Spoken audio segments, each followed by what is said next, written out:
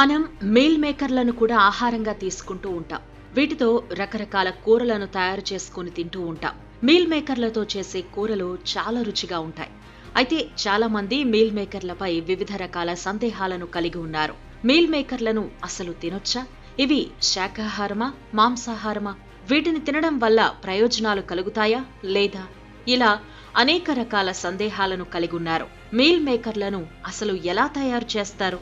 వీటి వల్ల కలిగే ప్రయోజనాలేంటి? వీటిని ఎవరు తినకూడదు? వీటి వల్ల ఏమైనా దుష్ప్రభావాలున్నాయా అన్న వివరాలను ఇప్పుడు తెలుసుకుందాం. మీల్ మేకర్లను సోయా గింజల నుండి నూనె తీసిన తరువాత మిగిలిన పిప్పిని ఉపయోగించి తయారు చేస్తారు.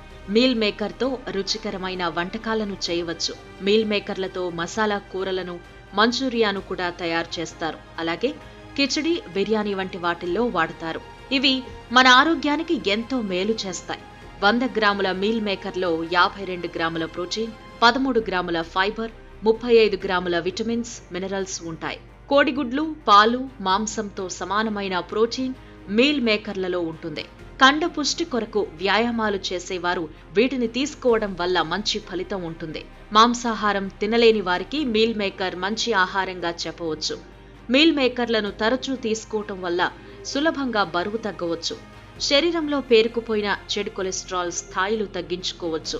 గుండె ఆరోగ్యం మెరుగవుతుంది. అలాగే శరీరంలో అవయవాల చుట్టూ పేరుకుపోయిన కొవ్వు కూడా కరుగుతుంది. మీల్ మేకర్లు మన ఆరోగ్యానికి ఎంతో మేలు చేస్తాయి.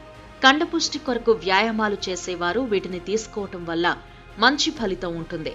రోజు 25 నుంచి 30 గ్రాముల మీల్ మేకర్లను మాత్రమే తీసుకోవాలి. అలాగే వీటిని వీలైనంత వరకు ఇంట్లోనే వండుకుని తినాలి.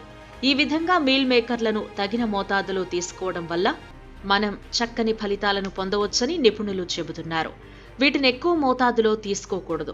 తగిన మోతాదులో మాత్రమే తీసుకోవాలి.